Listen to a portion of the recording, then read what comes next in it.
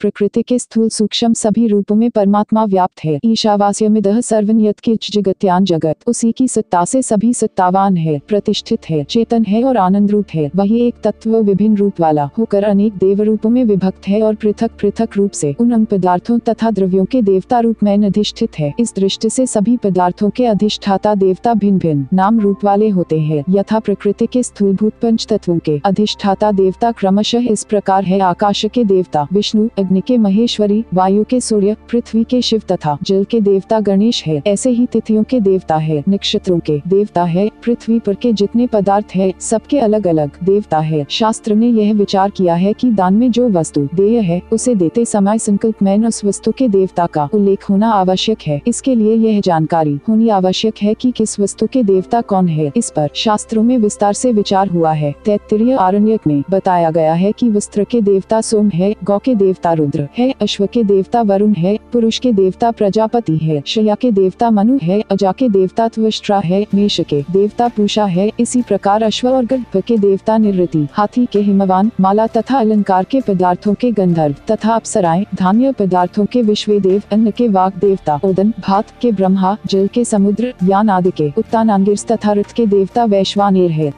दान संबंधी आवश्यक ज्ञातव्य बातें। गोस्वामी श्री तुलसीदास जी ने परामर्श दिया है कि दान चाहे जैसे भी दे वह कल्याण ही करता है। जैन केन विधि दीन है दान करी कल्याण। यह बात बहुत अच्छी है, महत्वपूर्ण है तथा दान के लिए प्रेरणादायी भी है। इस वचन से सद्विचारों का प्रादुर्भाव होता है और उदारता तथा त्याग वृत्ति का उदय होता है तथा दया एवं अनुकंपा का भाव हृदय में जागता है। तथापि शास्त्रों में विधि विधान से दान देने की विशेष महिमा बताई गई है। दाता कैसा हो, ग्रहीता कैसा हो, देय द्रव्य कैसा हो, देश काल कौन सा हो आदि बातों पर विस्तार से विचार किया गया है। इन बातों की आवश्यक जानकारी अवश्य होनी चाहिए। इस आशय से दान संबंधी कुछ आवश्यक बातें यहाँ दी जा रही है। जीवन की अनित्यता होने से तत्क्षण दान देना चाहिए। मत्स्य पुराण ने बताया है कि जब कभी भी धन पास में आ जाए, जब कभी भी मन में दान देने की श्रद्धा उत्पन्न हो जाए, उसी को दान का मुख्य काल समझना चाहिए।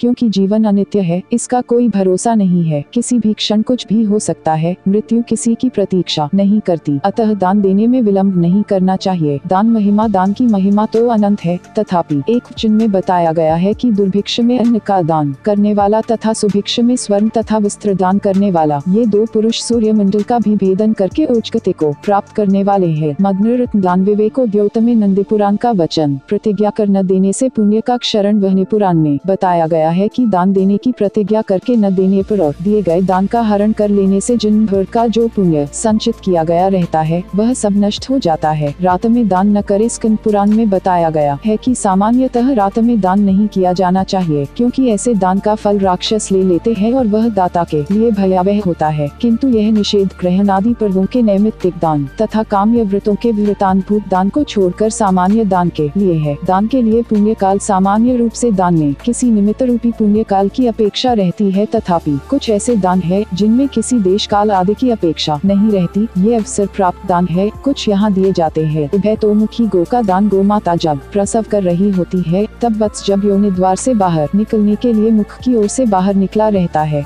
शेष शरीर योनि के अंदर ही होता है, तो एक तरफ बछड़ी बछिया का मुख तथा दूसरी ओर गौ का मुख, इस प्रकार दोनों तरफ मुख रहने से उस अवस्था में वह गौ उभयतोमुखी गौ अर्ध प्रसूता गौ कहलाती है। ऐसी अवस्था में गोदान करने का बड़ा महात्म्य है। दान ग्रहण का यही काल है, अतः उस समय काल का विचार नहीं करना चाहिए। मरणासन अवस्था में आसन मृत्यु वाले व्यक्ति को अथवा उसके पुत्र पौत्रादि को तत्काल सवित्सा गौ का दान तथा अंतिम समय के 10 महादान, अष्ट महादान, पंचधेनु और अन्न आदि के दान का संकल्प करना चाहिए। उस समय जो भी दान दिया जाता है वह अक्षय हो जाता है। यदि प्रत्यक्ष वस्तु की उपलब्धता न हो तो निष्क्रय भी कर सकते हैं। भूख प्यास की स्थिति में विष्णुधर्मोत्तर पुराण में बताया गया है कि भूखे व्यक्ति को अन्न का दान करने तथा प्यासे व्यक्ति को जल पिलाने में काल का विचार नहीं करना चाहिए। न ही कालन प्रतीक्षित जलन दातुन त्रिशान्विते अन्नोदकन सदा देयमित्याह भगवान मनु। नालच्छेदन से पूर्व पुत्र उत्पत्ति होने पर नालच्छेदन से पूर्व शौच की प्रवृत्ति नहीं होती, अतः उस समय जात कर्म संस्कार में तत्काल दान देना चाहिए। भय की स्थिति में कोई व्यक्ति भय की स्थिति में हो तो तत्काल उसे अभय दान देना चाहिए। अपमान पूर्वक दान न दे। अपमान करके दान नहीं देना चाहिए, क्योंकि कोई ऐसा करता है तो ऐसे में